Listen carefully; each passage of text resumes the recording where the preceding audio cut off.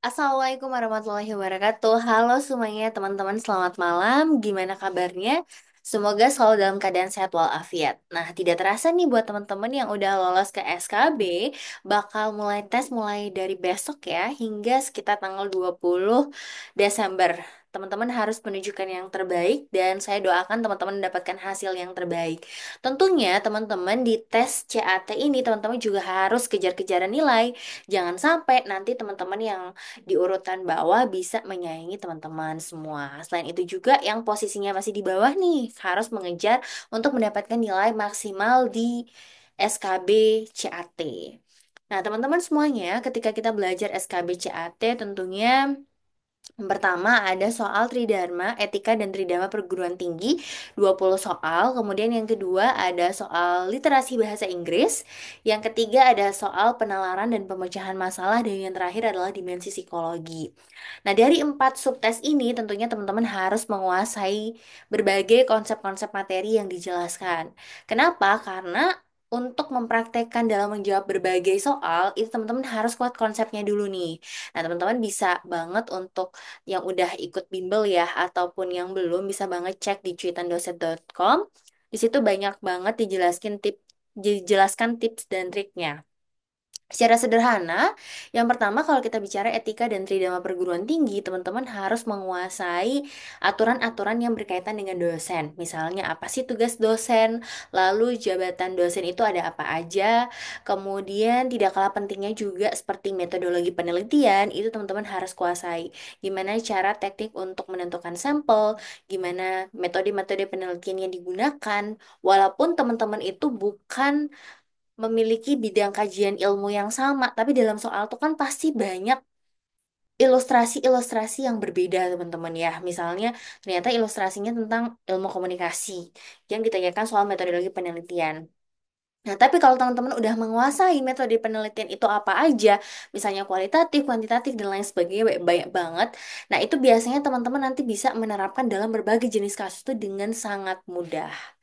Terus teman-teman juga harus membaca nih buku panduan penelitian dan pengabdian kepada masyarakat. Itu ada di 2023, ada di 2024 juga. Di situ dijelaskan bagaimana sih prioritas penelitian dan juga prioritas pengabdian kepada masyarakat yang disesuaikan dengan tema nasional. Dan juga bagaimana cara menentukan penelitian dasar, penelitian terapan, dan juga penelitian pengembangan. Di sisi lain, kita juga harus bisa melihat bagaimana sih sebenarnya di Indonesia ini perkembangan pendidikan tinggi di Indonesia. Jadi teman-teman bisa baca aturan-aturan yang sebenarnya kalau kita lihat di postingan di Kemdikbudristek, penyusunan soal di SKB itu sebenarnya mulai dari 2023 teman-teman. Jadi aturan-aturan di 2023 teman-teman bisa baca dengan seksama karena di situ pasti banyak banget yang akan keluar yang pasti based on aturan. Dan yang gak kalah penting sebenarnya tentang etika dan perilaku dosen, terutama dalam publikasi ilmiah. Teman-teman harus kuasai itu. Apa sih yang disebut dengan plagiarism? Bagaimana kalau disebut dengan duplikasi penelitian ataupun berbagai jenis pelanggaran yang dilakukan dalam publikasi ilmiah. Teman-teman bisa banyak banyak baca aturan ya berkaitan dengan hal tersebut. Kalau di Bimbel itu udah dijelaskan secara detail ya. Semoga teman-teman bisa menerapkan ke berbagai jenis soal nantinya. Kemudian, teman-teman harus melihat juga kayak soal MBKM, soal IKU, itu juga menjadi salah satu yang isu-isu yang paling sering dibahas di sebuah universitas. Tentunya teman-teman harus menguasai juga soal riset, ya, soal penelitian, pengabdian kepada masyarakat dan juga pengajaran yang gak kalah pentingnya juga soal pengajaran, di mana teman-teman harus tahu bagaimana sih metode-metode atau inovasi-inovasi pembelajaran di kelas. Itu yang pertama, yang etika dan terima perguruan tinggi. Terus yang kedua, berkaitan dengan literasi bahasa Inggris. Nah, teman-teman, sebenarnya soal-soal literasi bahasa Inggris itu sudah banyak dibahas ya. Itu nggak jauh beda kayak di TOEFL, kayak di IELTS. Bahkan kalau di IELTS dan juga TOEFL IBT itu lebih susah ya, teman-teman ya. Jadi ini kisaran soalnya tuh kayak TOEFL IBT. Jadi bertanya soal ide pokok, kemudian bertanya soal dalam teks pengumuman itu siapa sih yang menjadi target dari pengumuman tersebut. Kemudian misalnya dalam mengirimkan surat LOA dalam sebuah publikasi. Nah, kayak gitu soal-soalnya ya, teman-teman. Kita diminta untuk menjawab pertanyaan, baik itu detail question, ataupun yang sifatnya di paraphrasing, ataupun pertanyaan tersirat. Kemudian yang ketiga, kalau berkaitan dengan penalaran dan pemecahan masalah. Nah, teman-teman, penalaran dan pemecahan masalah itu soalnya sangat komprehensif dan sangat susah ditebak, tapi kita bisa memprediksi. Yang pertama adalah teman-teman harus bisa membaca tabel, tabel yang cukup komprehensif. Yang kedua, membaca diagram, baik diagram batang, ini teman-teman harus kuasai. Kemudian membaca antara ada gambar plus ada tulisan panjang.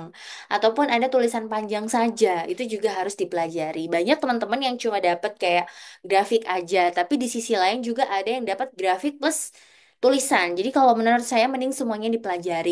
Nah, itu sebenarnya semuanya udah ada ya kisi-kisinya teman-teman yang disampaikan oleh BKN ya, di mana teman di situ akan dilihat bagaimana cara kita menjawab pertanyaan-pertanyaan mulai dari tren, apa yang menjadi tren dalam grafik, kemudian bagaimana kita mengkaitkan antara satu informasi dengan informasi yang lain, melihat penyebab masalah dari suatu isu ataupun bacaan.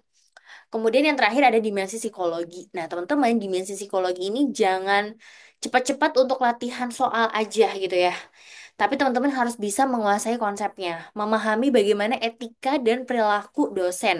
Di situ ada regulasi soal etika dan perilaku dosen. Teman-teman silakan akses dan dibaca. Apa saja etika dan perilaku dosen dan apa yang tidak boleh.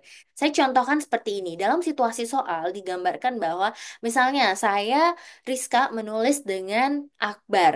Nah, Akbar ini sebagai penulis kedua.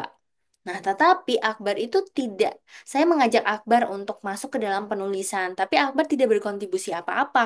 Nah, itu apakah kalau Akbar minta untuk bergabung dalam tulisan kita, kita oke atau enggak? Nah, itu harusnya kita menolak karena tidak boleh seseorang itu tidak punya kontribusi tapi dia berada dalam tulisan tersebut. Nah, contoh-contoh soalnya seperti itu. Terus tidak boleh memberikan gratifikasi. Kemudian juga ada kemampuan interpersonal. Kemampuan interpersonal kan kemampuan kita untuk bisa empati terhadap suatu isu. Nah, apa sih yang menjadi isu-isu di perguruan tinggi? Kayak isu-isu tiga dosa besar ya di perguruan tinggi kayak tidak boleh ada perundungan, kekerasan seksual dan lain sebagainya itu aturan-aturannya bisa teman-teman baca. Kemudian ada juga misalnya kemampuan kolaboratif. Nah, kemampuan kolaboratif kita harus tahu nih kalau universitas tuh misalnya dalam penyusunan kurikulum dia harus berkontribusi dengan elemen-elemen lainnya kayak mahasiswa, alumni ataupun mitra industri dan sebagainya itu jadi perilaku kolaboratif di sini itu bukan hanya kita bekerja sama dengan rekan tapi juga melihat secara komprehensif si universitas itu perlu melakukan kerjasama dengan mitra lain. Jadi usahakan teman-teman bisa menguasai situasi-situasi kampus dan juga apa masalah-masalah yang sedang tren yang tentunya berkaitan dengan bagaimana seharusnya sikap dosen. Tentu di dalam soal ini memberikan seperti benturan dua hal dan kita tuh diminta apa yang harus kita lakukan sebagai seorang dosen. Jadi kebanyakan ilustrasi-ilustrasinya adalah kehidupan dosen, teman-teman. Seperti itu, Jas. Jadi ringkasan awalnya. Sekarang kita coba untuk latihan soal. Ini bisa membantu ataupun menemani teman-teman semua yang siapa tahu di sini ada yang tes besok ya, ataupun yang belum tes juga. Selamat berjuang. Semoga ini menjadi jalan teman-teman untuk menjadi CPNS dosen di tahun 2024 ini. Oke, teman-teman, sebelum kita mulai, saya izin untuk share screen ya.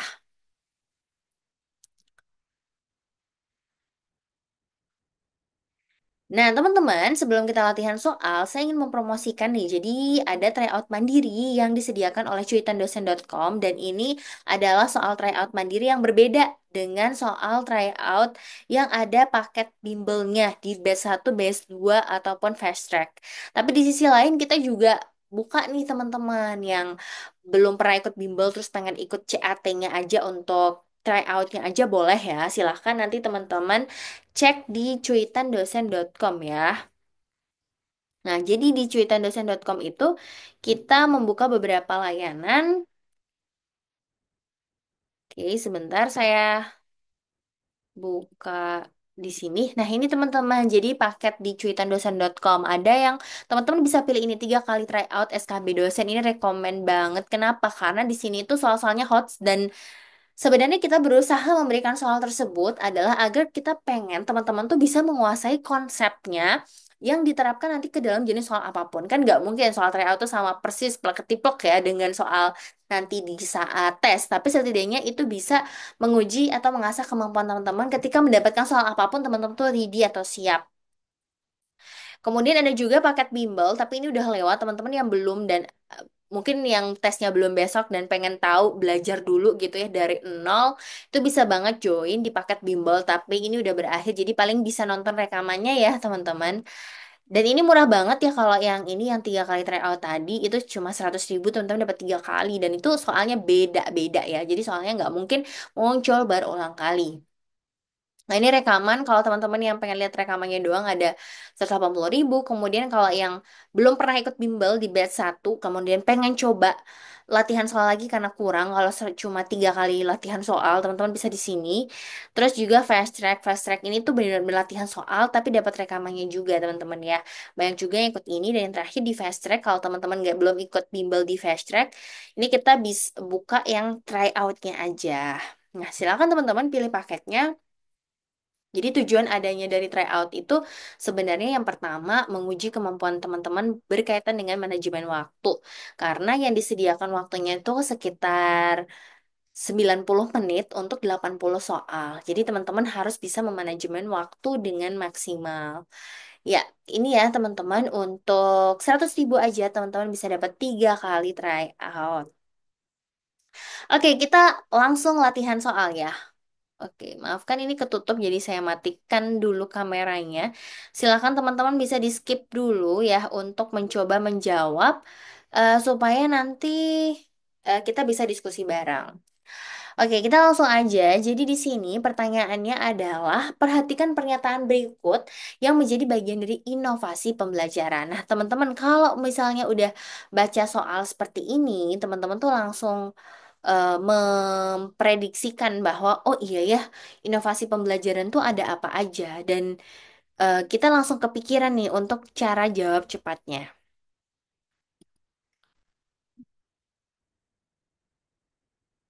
Oke, sebentar ya teman-teman.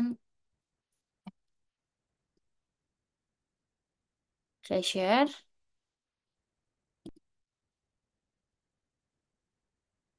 Iya. Ya, yang pertama, kita langsung cari dulu nih. Apa sih pertanyaannya? Jadi kita harus fokus untuk baca pertanyaannya juga.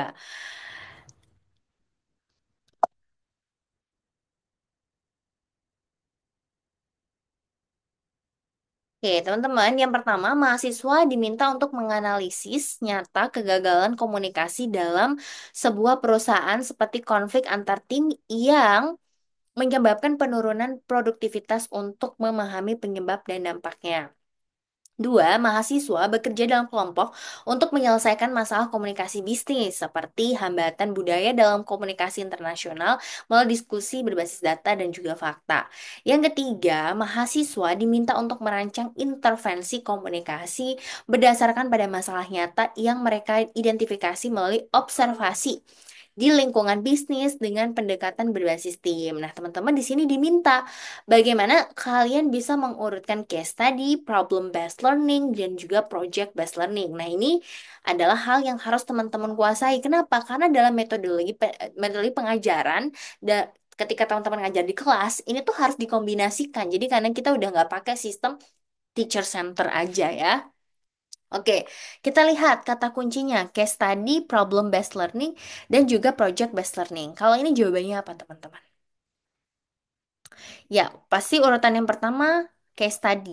Case study itu berdasarkan pada kasus nyata ya, dan mereka itu diminta untuk kayak melihat sebuah penyebabnya atau masalah dan dampaknya gitu ya secara langsung berdasarkan pada fakta. Nah, sebenarnya di sini tuh ada kata kasus nyata di sini tuh. Mahasiswa diminta menganalisis kasus nyata. Cuma saya hapus supaya tidak terlalu cepat terlihat jawabannya.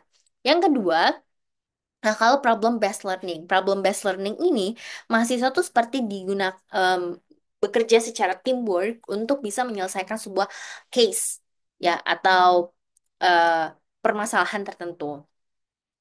Oke, teman-teman.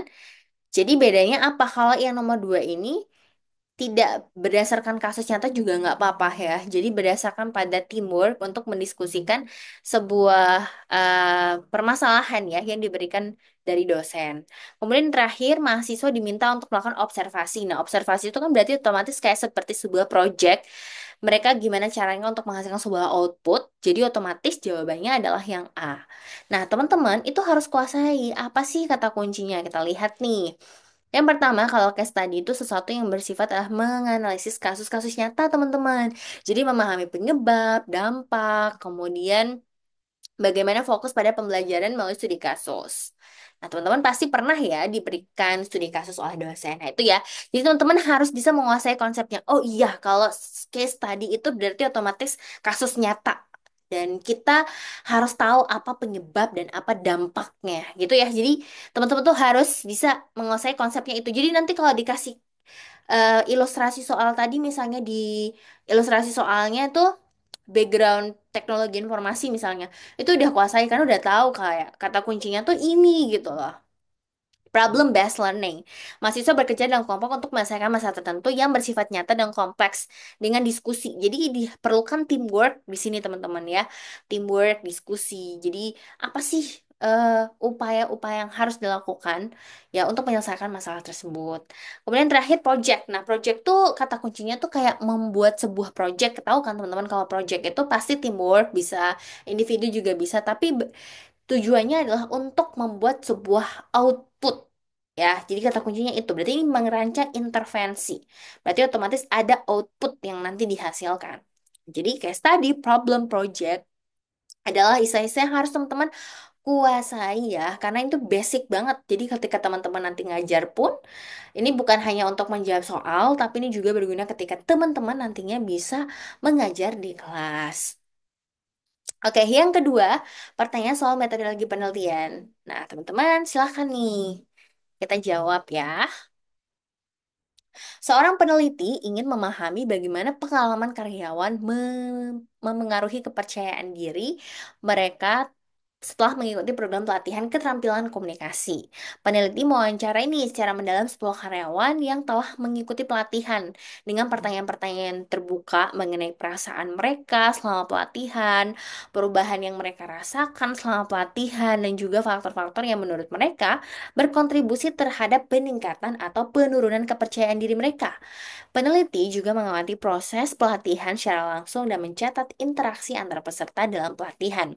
Peneliti menganalisis data dari wawancara, observasi, dan juga catatan lapangan untuk mengidentifikasi tema-tema utama seperti perasaan mereka tentang pelatihan, tantangan, dan lain-lain. Nah, ini kira-kira metodologinya apa nih? Nah, jadi tugas teman-teman tuh tahu ya, harus searching metode deskriptif, eksperimental, historis, inferensial tuh kayak gimana, kasus-kasusnya juga kayak seperti apa. Nah, itu silakan untuk dikuasai ya. Karena banyak kasus-kasus yang soal-soal tuh tentunya ingin menguji pengetahuan kita soal metodologi karena ini adalah sesuatu yang bisa dikatakan cukup penting ya sebagai dosen untuk memahami metodologi penelitian. Nah, ini apa teman-teman jawabannya? Ya, betul banget. Kualitatif ya, teman-teman. Jadi digunakan untuk menggali pengalaman, persepsi, pemahaman mendalam, ya. Seringkali juga ada wawancara, observasi, ataupun analisis dokumen. Nah, penelitian ini bertujuan untuk memahami mengapa dan bagaimana sebuah fenomena, bukan hanya mengukur sebab akibat dengan kuantitatif. Oke, selanjutnya adalah soal berikutnya. Berdasarkan pada pernyataan di atas, penyelenggaraan kegiatan akademik yang diatur dalam aturan akademik adalah apa nih teman-teman? Ini bisa dibaca di Permendikbudristek 53 tahun 2023. Universitas menyusun peraturan akademik ada sampai 8. Nah, yang sesuai aturan tuh harus yang mana nih yang wajib teman-teman? Gimana? Dijawab dulu 5 menit. Kelamaan ya. 2 detik ya. Program pendidikan, sistem penyelenggaraan pendidikan, struktur kurikulum, pendanaan, program studi, besaran kredit SKS, fasilitas akademik, ataupun metode penelitian. Nah, jadi ada 7 nih teman-teman.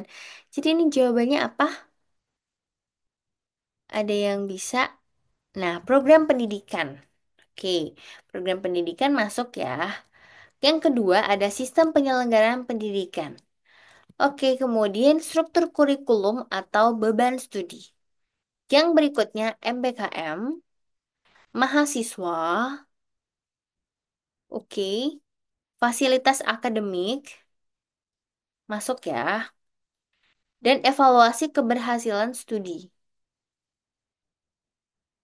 Oke, jadi satu, dua, tiga ya. Yang empat nggak masuk teman-teman. Yang enam nggak ya. Jadi ini yang masuk dalam aturan akademik. Ya, jadi yang wajib atau yang utama. Jadi biasanya kayak kredit SKS dan lain-lain itu kan udah masuk ke dalam proses penyelenggaraan pendidikan kan, sistem penyelenggaraan pendidikan ya. Jadi tidak perlu dijabarkan lagi. Lanjut. Nah, sekarang kita bahas nih teman-teman soal dimensi psikologi ya. Seorang mahasiswa mengadukan bahwa ia mengalami perundungan dari teman-temannya karena warna kulit yang berbeda. Sebagai dosen, Anda merasa prihatin dan perlu mengambil sikap yang tepat dalam menghadapi masalah ini. Maka Anda akan menanggapi dengan empati. Ingat, kemampuan interpersonal itu adalah kemampuan kita untuk memahami apa yang menjadi permasalahan atau memberikan empati bagi orang yang sedang mengalami keterpurukan atau mengalami suatu permasalahan. Nah, kita harus mendengarkan ya. Jadi, mendengarkan dan memberikan solusi adalah salah satu ciri dari kemampuan kita berkomunikasi atau interpersonal. Menanggapi dengan empati, mendengarkan keluhan mahasiswa secara aktif dan menyarankan untuk melaporkan hal ini ke pihak kampus yang agar ditindaklanjuti lebih lanjut.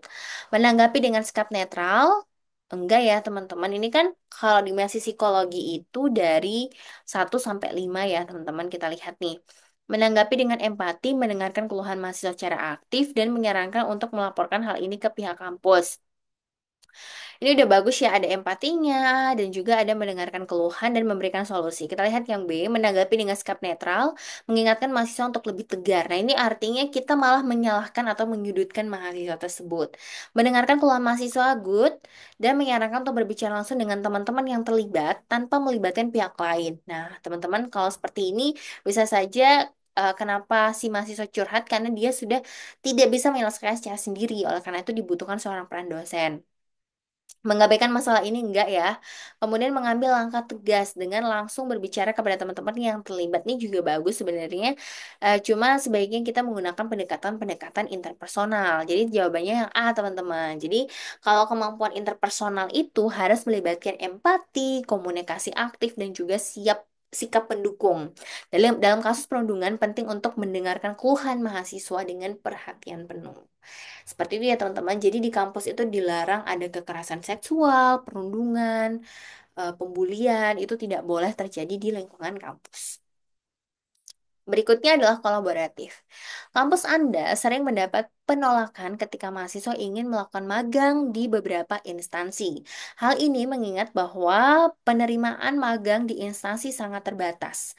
Maka yang akan Anda lakukan sebagai kepala lembaga kerjasama adalah, nah teman-teman, jadi tadi yang saya katakan bahwa ini adalah ilustrasi yang terjadi di kampus, di mana kita perlu menjalin kerjasama bukan hanya antar prodi, tapi juga dengan instansi luar yang nantinya mendukung mahasiswa untuk siap bekerja ataupun mendapatkan pengalaman praktis.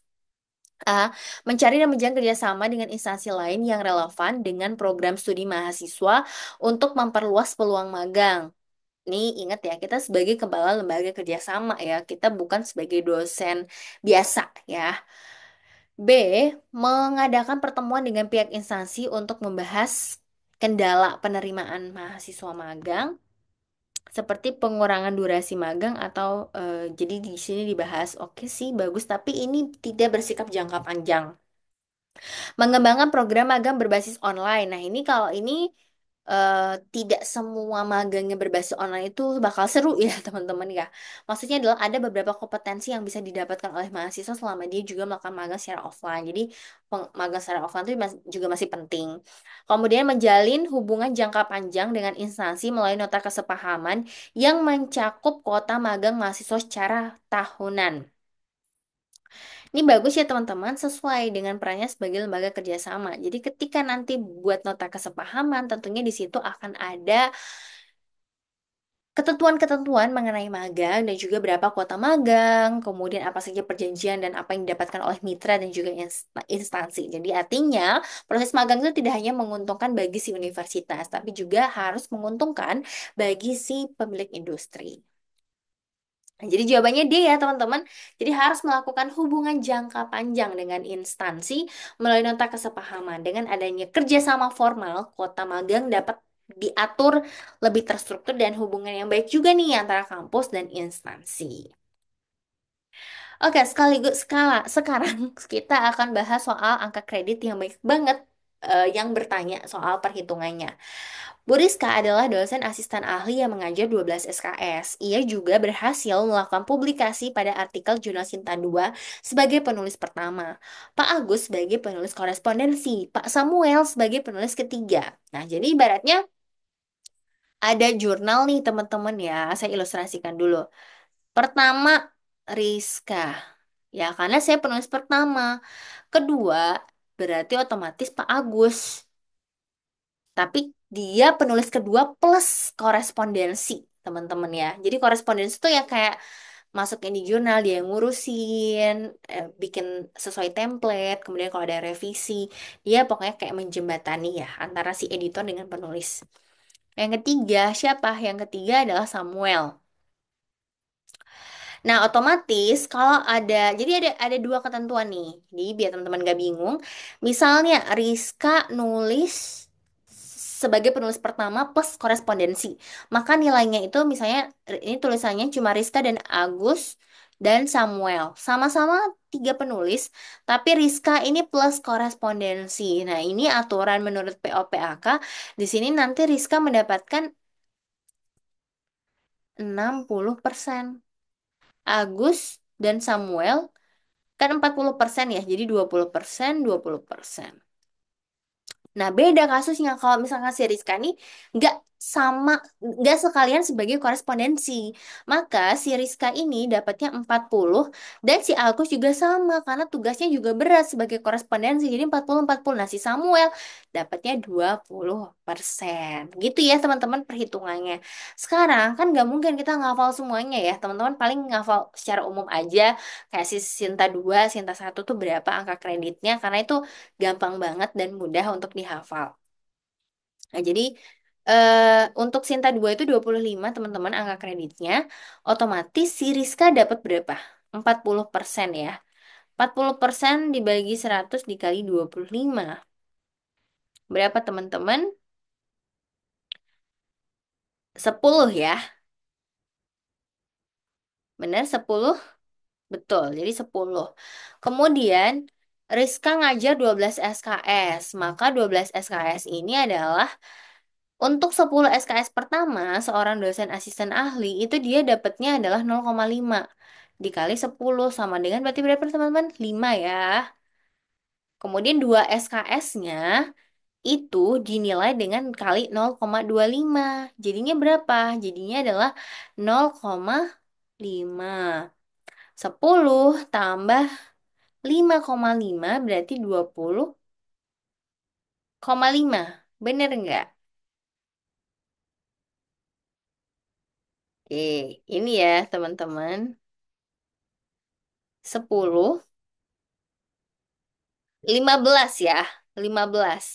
Oke, 15,5 benar 15,5. Jadi jawabannya C. Nah, gimana aturannya? Nah, teman-teman ini lihat dulu ya. Lihat dulu dengan seksama. Ini cara perhitungannya.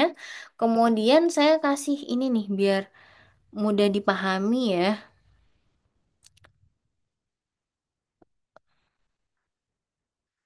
POPAK ya. Tadi saya udah download situ. Nah, ini teman-teman nanti lihat di POPAK, PAK, terus di sebelah paling bawah. Oh, ini Permendikbud, sorry, sorry.